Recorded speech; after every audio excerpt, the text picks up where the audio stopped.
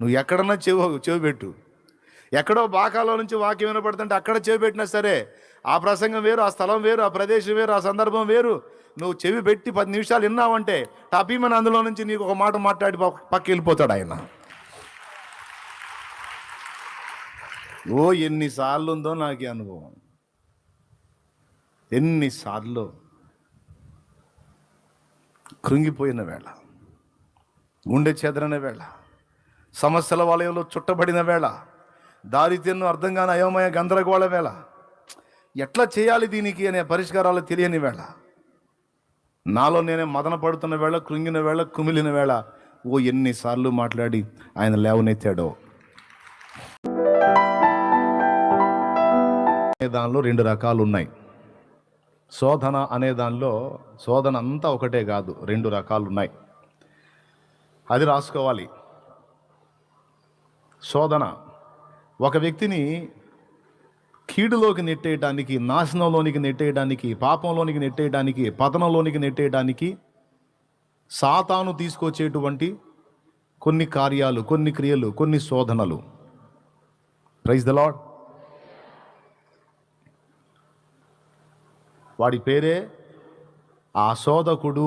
ఆయన యొద్దకు వచ్చి, వాడి పేరే శోధకుడు. శోధకుడు, శోధించువాడు, వెతుకువాడు, అపనింద పిశాచం వాడి పేరు. ఆ శోధకుడు ఆయన యొద్దకు వచ్చి, లూకాసు వార్త 4 మీరు చూడవచ్చు, మత్తయి సువార్త 4 కూడా మీరు చూసుకోవచ్చు. యేసుక్రీస్తు 40 రోజులు అరణ్యములో ఆయన ఉపవాసంలో ఉన్నప్పుడు శోధకుడు ఆయన యొద్దకు వచ్చి, అపవాది అని ఉంటుంది, మరో చోట శోధకుడు ఆయన యొద్దకు వచ్చి అని కూడా ఉంటుంది, మీరు తర్వాత అయినా చూసుకోవచ్చు. సో వాడు శోధకుడు.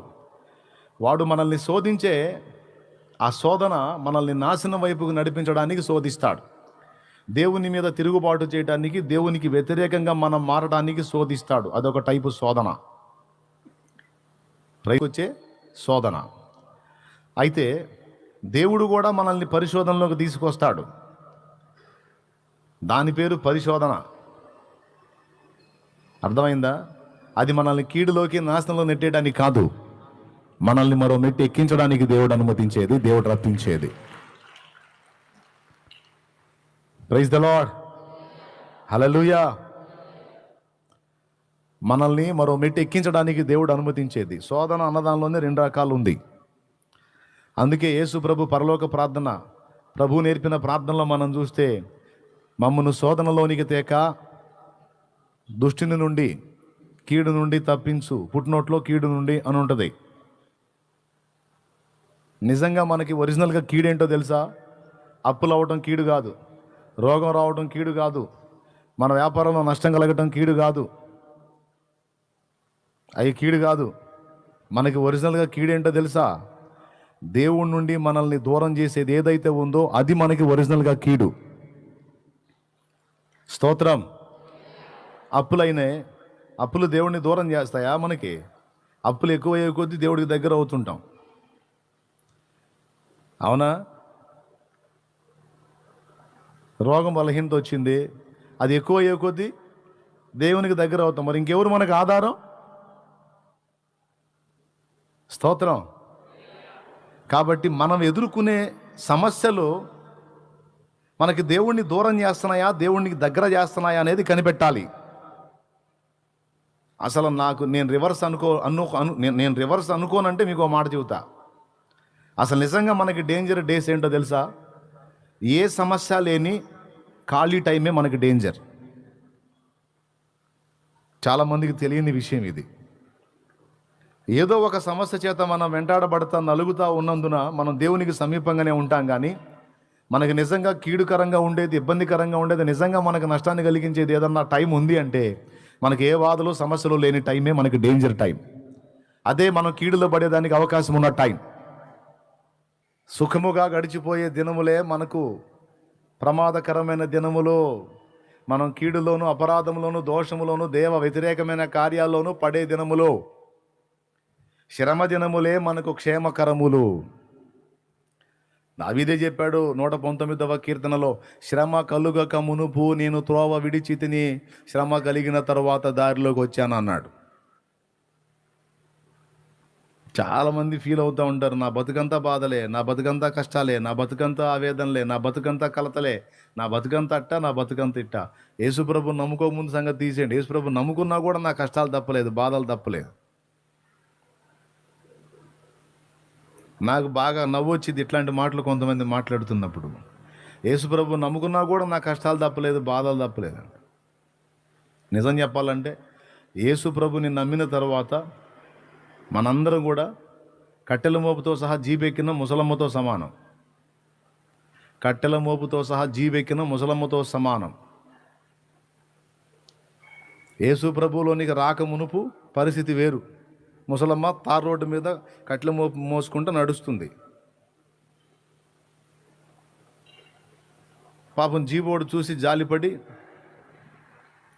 జీప్ ఆపి, ఏ పెద్దమ్మా, బరువు వేసుకొని వెళ్తా ఉన్నావు, ఎక్కు ఎక్కు అంటే, ఎందుకులే అని, ఎక్కువ ఏం పర్లేదు ఎక్కువ అంటే కట్టెల మోపును పాపం దించి ఆ బండిలో వేసి ఆమెను ఎక్కించాడు, తోలుతున్నాడు. ఇది యేసు ప్రభులోకి వచ్చిన నాకు అనుభవం. కొంచెం దూరం ప్రయాణం అయిన తర్వాత వెనక్కి చూశాడు, బిత్తరపోయి బండి ఆపాడు. ఎందుకో తెలుసా? కట్టెల మోపు జీపులో లేదు, కూర్చున్న నెత్తి మీద ఉంది. వచ్చాడు, ఏం చేస్తున్నావు అన్నాడు. ఏం చేస్తున్నానయ్యా అంది. కట్టెల మోపు నెత్తిన పెట్టుకున్నావు అన్నాడు. మరి నేనే బరువు అయితే నీ జీపు కట్టెల మోపు ఎందుకయ్యా? అందుకని నా నెత్తినే పెట్టుకున్నాను.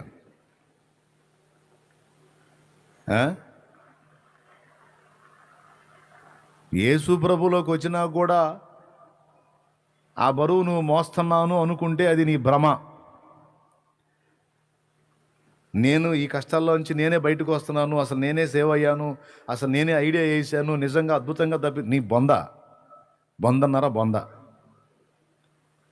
యేసును నమ్మకమును పైన, యేసును నమ్మినాకైనా నువ్వు ఆయన ప్రణాళికలో ఉన్న బిడ్డవి గనుక అప్పటి నుంచి ఇప్పటిదాకా అడుగడుగున నీ కనబడకుండా నీ పక్కనే ఉండి నిన్ను కాపాడుకుంటా వచ్చింది, వస్తుంది, రాబోతుంది కూడా ఆయనే. ఇది నిజం. ఐడియా అంట, ఐడియా తెలివంట, చురుకంట, అస్సలు అబ్బో ఇన్నర్ ఫీలింగ్ ఎవరికి వాళ్ళకి. అస్సలు నేను మామూలు దాన్ని కాదు, అస్సలు నేను మామూలుని కాదు. ఏం తెలివి నీ తెలివి, నా తెలివి. ఎవరికి వాళ్ళకి అంతే ఉంటుందా లేదా? అద్దం ముందు నిలబడ్డప్పుడు అందం మెచ్చుకుంటాం, అవకాశాలు వచ్చినప్పుడు తెలివితేటల గురించి మాట్లాడుకుంటాం. ఏదన్నా మనం ఒక తెలివైన పని చేసి సక్సెస్ అయింది అనుకో, 20 మంది జీవితం అసలు అప్పుడు ఇట్లా వస్తే, ఇట్లా ఒక మాట చెప్పాను, ఇట్లా ఒక స్కెచ్ చేశాను, పక్కా సెట్ అయిపోయిందండి, దాన్ని 20 మంది జీవితం.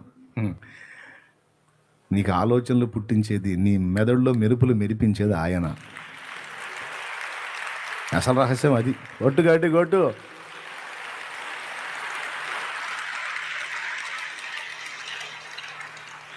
మనకి అద్భుతమైన ఆలోచన శక్తి, మన మెదడులో ఏదన్నా మెరుపులు మెరిసినాయి అంటే ఆ మెరిపించినోడు ఆయన. మనకై మనం మెరిపించినవి కాదై. ఆయన ఇవ్వంది నీకు నాకు ఎక్కడుంది అంత తెలివి? ఏదైనా ఒకటి చేసాం, సఫలం అయింది అంటే ఆయన. సాతాను మనల్ని శోధించే విషయం ఒకటి ఉంది, దేవుడు మనల్ని పరిశోధించే విషయం ఒకటి ఉంది. మన ఆత్మ నాశనం వైపు నడిపించడానికి, దేవుడి నుండి మనల్ని దూరం చేయడానికి కల్పించే కీడులన్నీ కూడా శత్రువు వలన కలుగుతాయి. దేవుడు కూడా పరిశోధిస్తాడు. దేవుడు దేనికి పరిశోధిస్తాడంటే మనల్ని నాశనంలోకి నెట్టడానికి పరిశోధించడం, మనల్ని ఇంకా దగ్గర చేర్చుకోవడానికి, అభివృద్ధి పదంలోకి నడిపించుకోవడానికి, ఇంకా రెండంతల ఆశీర్వాదాన్ని మనకి ఇవ్వడానికి మనల్ని పరిశోధనలోకి తీసుకెళ్తాడు. ఏబుని తీసుకెళ్ళినట్టు, అబ్రహాముని తీసుకెళ్ళినట్టు. అబ్రహామును పరిశోధించక మునుపు అబ్రహాముకు ఒక్కడే కొడుకు ఇస్సాకు. పరిశోధన అయిన తర్వాత ఏం ఆశీర్వదించాడు? ఆకాశ నక్షత్రములంత విస్తారమైన సంతానమును నీకు ఇస్తానని వాగ్దానం చేశాడు, నెరవేర్చాడు కూడా దాన్ని. పరిశోధన కాకముందు ఏబు ఒక్కింత ఆశీర్వాదమే పొందాడు. ఉదాహరణకి 500 జతల గాడిదలు ఉన్నాయి అనుకోండి, కానీ సైతాన్ అలా కాదు. సైతాను యోధాను శోధించాడు, ఎటు తీసుకెళ్ళాడు? సాతాను దేమాను శోధించాడు, దేమా ఇహలోకమును స్నేహించి నన్ను వదిలిపోయాను అన్నాడు పౌలు. వాడి శోధనలు ఎలా ఉంటాయో తెలుసా? మనల్ని దేవుడి నుంచి దూరం చేసేవి గాను, మనల్ని కీడులోను నాశనంలోనూ నెట్టేసేవి గాను, మనల్ని పతనం వైపు తీసుకెళ్లేవిగాను ఉంటాయి. ఆ శోధనలను దేవుడు చెయ్యడు. ఆ విధంగా మనల్ని దేవుడు ఎప్పుడూ శోధించడు. దేవునికి స్తోత్రం కలుగును గాక. ఆ శోధనలను మన మీదికి తెచ్చి మనల్ని నష్టపుచ్చి వెనక్కి తిప్పడానికి నిరంతరం పోరాడేవాడు శత్రువు. అలా నిన్ను శోధనకు తీసుకొచ్చినప్పుడు దేవుడు మౌనం అవుతాడు. వాడు నిన్ను శోధిస్తున్నప్పుడు దేవుడు మౌనం అవుతాడు. ఎందుకంటే నీ నాణ్యత తేలాలి కదా. హల్లెలూయా. అందుకే యేసు ప్రభు ప్రార్థనలో ఇది చేయమన్నాడు, మమ్మల్ని శోధనలోనికి తేక కీడు నుండి, దుష్టుని నుండి తప్పించు అనే మాట ప్రార్థన చేయమన్నాడు. ఎందుకంటే వాడు మన మీదికి తీసుకొచ్చేటువంటి ఆ కీడులు ఏవైతే ఉన్నాయో, ఆ దుష్ట సంబంధమైన శోధనలు ఏవైతే ఉన్నాయో, వాటిని తప్పించుకోవడానికి మనకి శక్తి సరిపోదు. అందుకే సీమోనా, సాతాను మిమ్మును పట్టి గోధుమలను జల్లించుటకు కోరుకొనెను, నీ నమ్మిక తప్పిపోకుంటున్నట్లు నేను నీ కొరకు వేడుకుంటుని అన్నాడు. అంటే అక్కడ యేసు ప్రభు ప్రార్థన అవసరమై ఉంది. ఎవరికి? సీమోను పేతురికి. ఈ ప్రేయర్ సపోర్ట్తో సీమోను నిలబడ్డాడు, తర్వాత మిగిలిన సహోదరులను నిలబెట్టాడు. ఎందుకంటే సీమోను పేతురు అమాయకంగా శోధించబడబోతున్నాడు. ఇస్కరియోతు యోధా అయితే హృదయపూర్వకంగా సాతానుకు అప్పగించుకున్నాడు. అందుకే వాని కోసం ప్రార్థించలా యేసయ్య. అమాయకంగా బుక్ అయ్యే వానికి దేవుని సపోర్ట్ తప్పకుండా ఉంటుంది వాడిని కాపాడటానికి. కావాలని అప్పగించుకున్నాడు అనుకో, ఇక వాడు యూదాలాగా అయిపోతాడు అన్నమాట.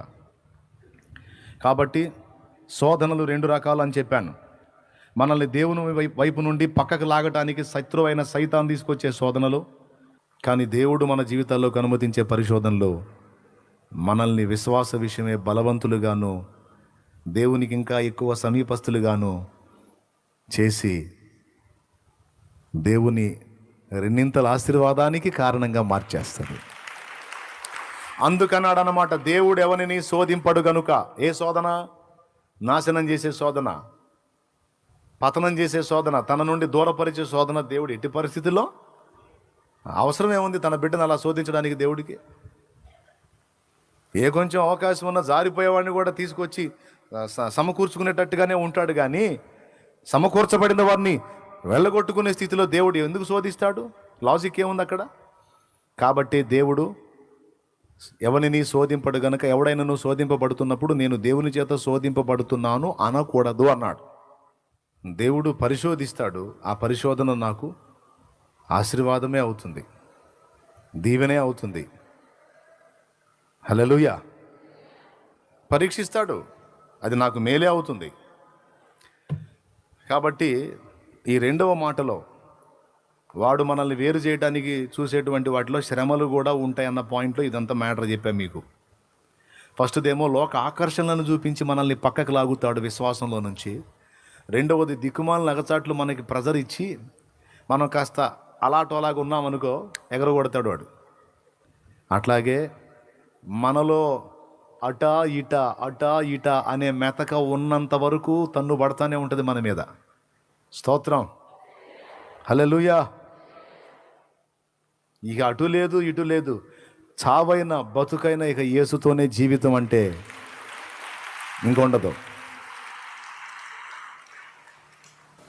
గమనించండి, దేవుణ్ణి హృదయపూర్వకంగా ప్రేమించి దేవుణ్ణి హత్తుకున్నవాడు మాయ సంత ఆకర్షణలకు ఒకవేళ అమాయకంగా అడుగులు వేయబోయినా దేవుడు వెన్నంటి నేను పోయి తేడాబడి చెడిపోతాను మొర్రో అని పోయినా సరే, ఒక టిచ్ అయినా సరే, ఏంట్రా చెడిపోయేది, కాదేశ్ పక్కన సోదేశ్ రారా బాబు అంటాడు. దేవునికి స్తోత్రం. లాక్కొస్తాడు, వదిలిపెట్టడు. మీరు దూరం కాల ఎన్నోసార్లు ఆత్మీయ జీవితంలో ఎదురు దెబ్బలు తగిలి కొన్నిసార్లు ప్రార్థన చేయని రోజులు లేవా? కొన్నిసార్లు దేవుని సమ్ముఖంలోకి ధైర్యంగా వెళ్ళలేని రోజులు లేవా? చెప్పండి, ఉన్నాయా లేవా? మరి అప్పుడు దేవుడు వదిలేసాడా? వదిలేసాడు ఎందుకు వచ్చి కూర్చుంటావు? ఇలా అందుబాటులోకి ఎందుకు వస్తావు? వదల్లా. మొహం జల్లక అపరాధ భావం వెంటాడి పరిశుద్ధుడైన దేవుని ఉపదేశం వింటూ పరిశుద్ధుడైన దేవునితో నడుస్తూ ఈ దిక్కుమాల పని, దరిద్ర పని, పొరపాటు పని చేశాను, ఇక ఏ మొహం పెట్టుకొని ప్రార్థన చేసేది, ఏ మొహం పెట్టుకొని ఎలాగ ఆయన ముందు నేను ముఖం చూపించేది లేదు. నా మీద నాకే మంచి అభిప్రాయం లేదు, నా మీద నాకే అసహ్యం పుడుతుంది. ఇంకా ఆయనకి ఎంత అసహ్యం పుట్టింది? ఇంకా నా ముఖం ఎట్ట చెల్లిస్తాను అక్కడికి తీసుకెళ్ళి? లేదు. ఆయన ఒప్పుకోడు నన్ను. ఎట్లా ఒప్పుకుంటాడు? అనుకొని నీ మనసుకు నువ్వే చెప్పుకొని కొన్ని రోజులు దేవునికి దూరమైన అనుభవాలు కూడా కొంతమంది మనందరి ఆత్మీయ జీవితంలో ప్రాక్టికల్గా ఎరుగుద్దాం మనం. అవునా కాదా? నీకు ముఖం చెల్లక నువ్వు దూరం అయితే ఇలాంటి ఉపదేశం ఏదో ఒక దాన్ని నీ చెవులకు అందేటట్టు చేసి నువ్వు ఎలా దూరంగా ఉంటావు? ఇదిగో నేనే నా చిత్తానుసారంగా నీ అతిక్రమాన్ని తుడిచేశాను. నువ్వు పశ్చాత్తాపడుతున్నావు, బాధపడుతున్నావు, సిగ్గుపడుతున్నావు, ఆవేదన పడుతున్నావు. అర్థం చేసుకున్నాను. నేను నిన్ను మనస్ఫూర్తిగా క్షమిస్తున్నాను. రా రా, నా దయ, నా కృప నీ మీద ధ్వజంగా ఉంచుతాను. రా, నాకు దూరమై శత్రువుకి దగ్గర అవ్వద్దు, నాకు దూరమై పతనం అవ్వద్దు. నా కుమారుడా, నేను నిన్ను ప్రేమిస్తున్నా. నా కుమారి, నేను నిన్ను ప్రేమిస్తున్నా. ఇంకా క్షమించి ఇంకా ప్రేమిస్తానే ఉన్నా. మారు మనసు పొందు. రా, నాకు దూరంగా అవ్వకు. నేను నిన్ను అసహించుకోను, నిన్ను త్రోసేయను. నా యొద్దకు వచ్చి వారిని ఎంత మాత్రము నేను త్రోసివేయను.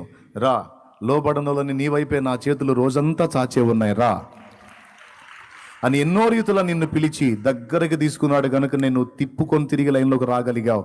లేకపోతే పొర్రపాటును కూడా నువ్వు ఇప్పుడు ఇక్కడ ఉండేదానివి కాదు, ఉండేవాడివి కాదు. నా కృపను బట్టి నిన్ను కనికరిస్తున్నాను. మరో పర్యాయం నీవు అలా చేయవద్దు, నేను క్షమిస్తున్నాను. రా, శత్రువుకి అవకాశం ఇవ్వద్దు. అపరాధ భావాన్ని బట్టి నాకు దూరం అయితే సాతాను నీకు దగ్గర అవుతాడు. పాపమో పుణ్యమో, అపరాధమో మేలో, రా, అదేదైనా నా ముందుకే రా. నువ్వు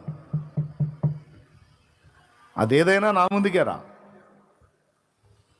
అవసరమైతే శిక్షించాలో, క్షమించాలో, రక్షించాలో, ప్రేమించాలో నేను తేల్చుకుంటాను. అది నాకు అప్పచెప్పేసాయి.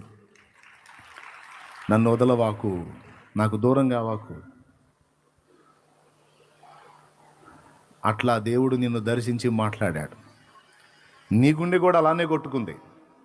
అపరాధం జరిగినప్పుడు ఆవేదన పడి నేను దేవునికి పనికిరాను అనుకొని నిన్ను దాచుకున్నావు, కానీ దేవుని వదిలిపెట్టి ప్రశాంతంగా ఉండలేకపోయావు. ఏడ్చుకున్నావు, దుఃఖపడ్డావు, కృంగిపోయావు, కుమిలిపోయావు. చచ్చిపోతా ప్రభువా అనుకున్నావు. నీకు దూరంగా బతకలేను ప్రభువా, నీకు ఎడమై జీవించలేను,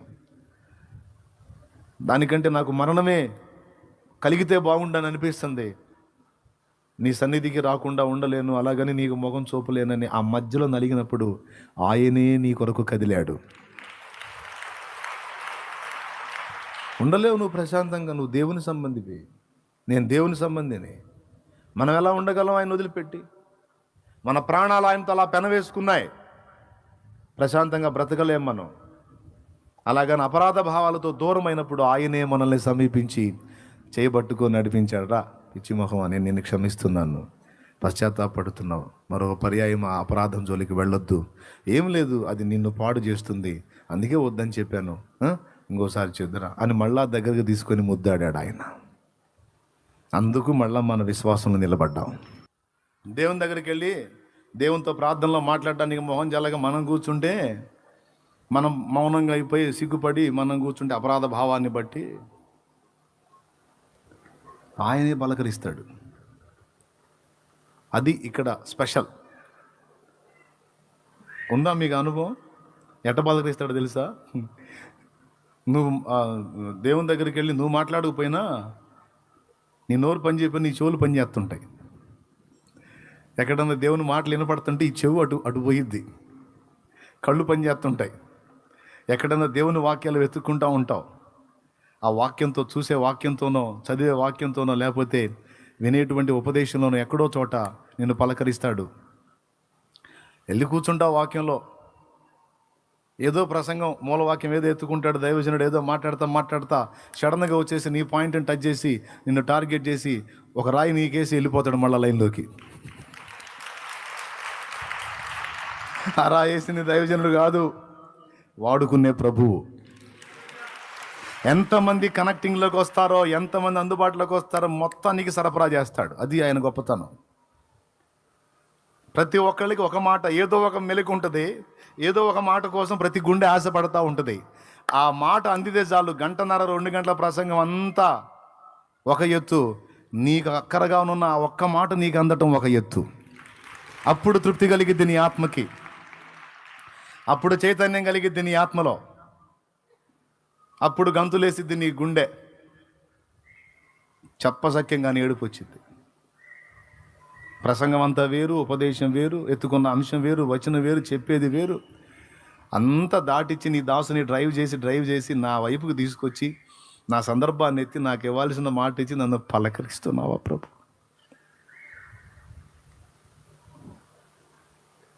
నన్ను పలకరిస్తున్నావా? మాట్లాడుతున్నా. కోపం లేదా నా మీద? అసహ్యం పుట్టలేదా నా మీద?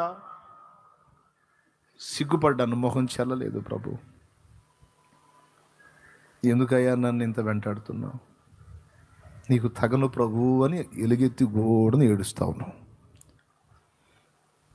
మళ్ళా ఒక మాట అనొద్దా మాట, ఎందుకు తగు? నా కృపతో నిన్ను జ్ఞాపకం చేసుకుందును, పర్వతములు తొలగిన మెట్టలు తత్తరిల్లిన నా కృప నిన్ను విడిచిపోదు, సమాధాన విషయమైన నా నిబంధన తొలగిపోదు. Don't worry, come. బాధపడద్దు నా కుమారుడా, నా కుమారిగా, దగ్గరకు రా. అడుగు జారావు, నేను నిలబెడతా లేదా? సరి చేస్తుందా? నాకు దూరంగా ఉండలేవుదా? నాకు దూరంగా ఉండలేవు, ఉండి బతకలేవుదా? సస్తావు అనవసరం కదా, ఏం జరగాల్సిన అవసరంలా. ఆ మదనపడి నలిగి సస్తావు ఆలోచించదా? అలాంటి అనుబంధం అంది. నన్ను వదిలి ఉండలేవు, తెలుసు నీ గురించి నాకు. రా, నువ్వు ఎక్కడ అవకాశం ఇస్తే అక్కడ నీకు మాట్లాడుతూనే ఉంటాడు ఆయన. నువ్వు ఎక్కడన్నా చెవి పెట్టు. ఎక్కడో బాకాలో నుంచి వాక్యం వినపడుతుంటే అక్కడ చెవి పెట్టినా సరే, ఆ ప్రసంగం వేరు, ఆ స్థలం వేరు, ఆ ప్రదేశం వేరు, ఆ సందర్భం వేరు. నువ్వు చెవి పెట్టి 10 నిమిషాలు విన్నావంటే టపీమని అందులో నుంచి నీకు ఒక మాట మాట్లాడి పక్క వెళ్ళిపోతాడు ఆయన. ఓ ఎన్నిసార్లు ఉందో నాకు ఈ అనుభవం, ఎన్నిసార్లు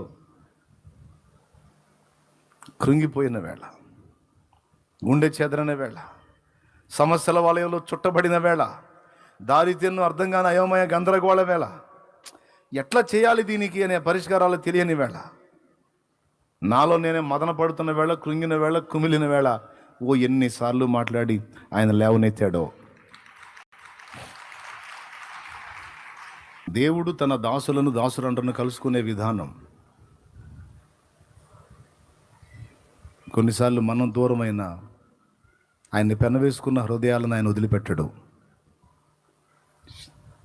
దేవునితో మాట్లాడడానికి మొహం జల్లక మౌనంగా ఉంటాం, కానీ గుండె అంతా దేవుడా దేవుడా దేవుడా అని కొట్టుకుంటుంది.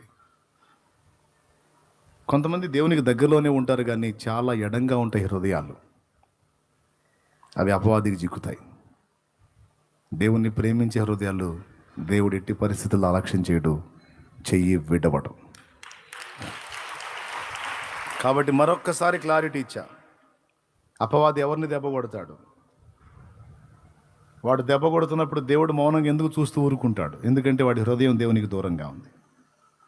యేసుతోనే ఉన్నాడు యోధ. ఇందాక నన్ను పెనేసుకున్నాడు నాగేశ్వరరావు పాస్టర్ గారు, పేతురు ప్లేస్లో ఇంకొక అన్న నిలబడ్డాడు. ఇద్దరు నాకు దగ్గరలోనే ఉన్నారు. యేసు ప్రభు దగ్గర యోధ, పేతురు ఉన్నట్టు. కానీ యోధ ఇలా ఉన్నాడు అంటే ఆయన యోధ కాదండి, పాప ఆయన నమ్మకమైన సేవకుడు. ఆ ప్లేస్ చూపిస్తున్నా జస్ట్ అట్లా. యేసు ప్రభుతోనే ఉన్నాడు, పక్కనే ఉన్నాడు, కానీ టచ్ లేదు, పెన వేసుకోవాలా, హృదయం పెన వేసుకోవాలా. కానీ సీమోన్ పేతురు అట్లా కాదు, పెన వేసుకున్నాడు. అందుకే సీమోన్ పేతురు తేడా పడుతుంటే తేడా పడనీయకుండా నీ నమ్మిక తప్పిపోకుండానట్లు నీ కొరకు వేడుకున్నాను అన్నాడు. యోధా తేడా పడుతుంటే అవకాశాలు ఇచ్చాడు, హెచ్చరించాడు తప్ప అడ్డగించలా. ఎందుకంటే వీడు పెన వేసుకోవాలా. పెన వేసుకుంటే దేవుడు కదులుతాడు, పెన వేసుకోకుండా పక్కన నిలబడితే సాతాను లాక్కెళ్తాడు. అందుకే మీకు అందరికీ మళ్ళీ చెప్తున్నా, దేవుణ్ణి గట్టిగా హత్తుకోండి, గట్టిగా పెన వేసుకోండి. ఊపిరైనా వదులుతా, నిన్ను మాత్రం వదలలేను ప్రభు అన్నంత పట్టు దేవుని పట్టాలి. లేకపోతే వాడు ఏదో ఒక దారి చూపించి లాగటానికే ట్రై చేస్తుంటాడు.